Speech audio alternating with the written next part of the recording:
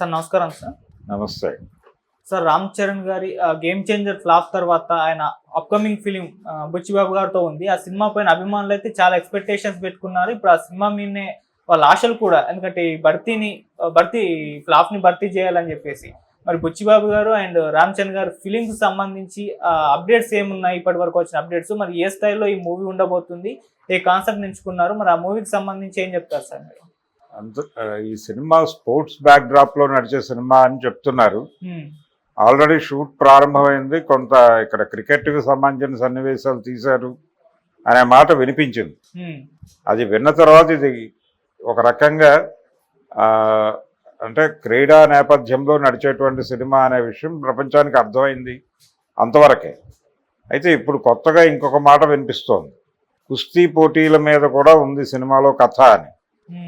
అంటే ఆ ఏరియాలో కూడా సినిమా నడుస్తోంది అని చెప్తున్నారు. అంటే ఇవన్నీ చూసిన తర్వాత మనకు అర్థమయ్యే విషయం ఏంటంటే, స్పోర్ట్స్ బ్యాక్ డ్రాప్లో సినిమా నడుస్తున్న మాట వాస్తవమే. కానీ ఈ సినిమాలో హీరో ప్లేయర్ అయి ఉండాలనే రూల్ ఏం లేదు. అంటే ఈ క్రీడా నేపథ్యంలో జరుగుతున్నటువంటి మాఫియాని ఈ సినిమాలో ప్రొజెక్ట్ చేసే ఛాన్సెస్ కనిపిస్తున్నాయి. అంటే బెట్టింగ్ యాప్స్ కావచ్చు, బెట్టింగ్ కల్చర్ కావచ్చు, దాంతో రిలేట్ అయి ఉన్నటువంటి అనేక ఆర్థిక వ్యవహారాలు ఉన్నాయి. బోల్డ్ అంత క్రైమ్ రిలేట్ అయి ఉంది ఆ ఏరియాలో. అక్కడ ఒక మాఫియా సామ్రాజ్యం ఉంది. క్రీడల నేపథ్యంలో ఉన్నటువంటి ఒక మాఫియా సామ్రాజ్యాన్ని ఎలా బద్దలు కొడతాడు హీరో అనే దాని మీద సినిమా నడిచే పరిస్థితి ఉన్నట్టుగా అర్థం అవుతోంది.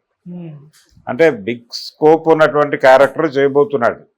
అంటే భారీ యాక్షన్ ఎపిసోడు, అలాగే ప్రపంచంలో ఉన్నటువంటి ఆడియన్స్ అందరికీ కనెక్ట్ అయ్యేటువంటి ఎలిమెంట్స్ దీనిలో అనివార్యంగా వస్తాయి. ఎందుకు వస్తాయి అంటే, ఇది క్రీడా నేపథ్యంలో ఉన్నటువంటి మాఫియా, అండర్ వరల్డ్ వ్యవహారాలు ఇవన్నీ మాట్లాడటం అనేది కేవలం ఇండియన్ టాపిక్ మాత్రమే కాదు, వరల్డ్ వైడ్ ఉన్న ప్రాబ్లం ఇది.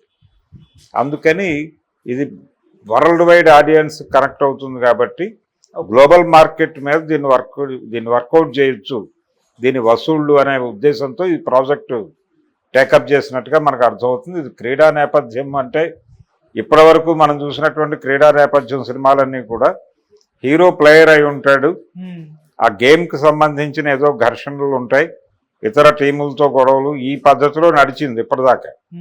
ఇది అది కాదు. అన్ని క్రీడలకి, టోటల్గా క్రీడలకి నేపథ్యంగా జరుగుతున్నటువంటి ఇతరేతర దుర్మార్గాలు, అంటే క్రీడలన్నీ ఒక రకంగా కమ్ముకున్నటువంటి నీలి నీడలు అనొచ్చు దాన్ని.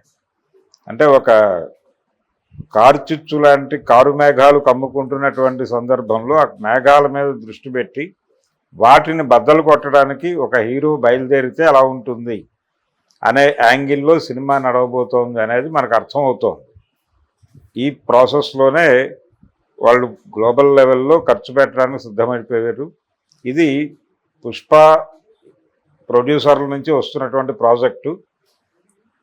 దీనికి ఈ సినిమాకు కూడా, పుష్ప లాగానే ఈ సినిమాకు కూడా అసోసియేట్ ప్రొడ్యూసర్గా సుకుమార్ రైటింగ్స్ కూడా యాడ్ అయింది.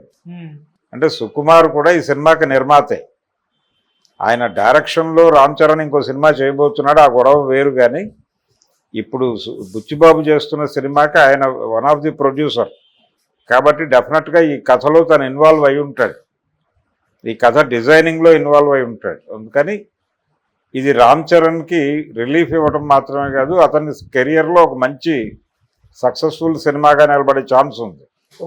అందుకని ఈ సినిమా ఇప్పుడు మొదటేదో క్రీడా నేపథ్యం అన్నారు, కేవలం క్రికెట్ వరకు పరిమితమా లేకపోతే అతను మల్లయోధుడా అనే దాని మీద చర్చలు జరుగుతున్నాయి. కానీ ఇంకో 2-3 క్రీడలు రివీల్ అవ్వచ్చు మనకు అతి త్వరలో. వీటన్నిటి అసలు టోటల్గా క్రీడా ప్రపంచాన్ని కమ్ముకున్నటువంటి క్రిములు ఏవైతే ఉన్నాయో ఆ క్రిముల గురించి మాట్లాడే సినిమాగా మారుతోంది ఇది.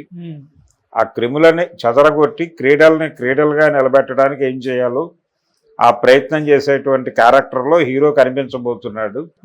చాలా బిగ్ రెస్పాన్సిబిలిటీ ఉన్నటువంటి క్యారెక్టర్ చేయబోతున్నాడు రామ్ చరణ్.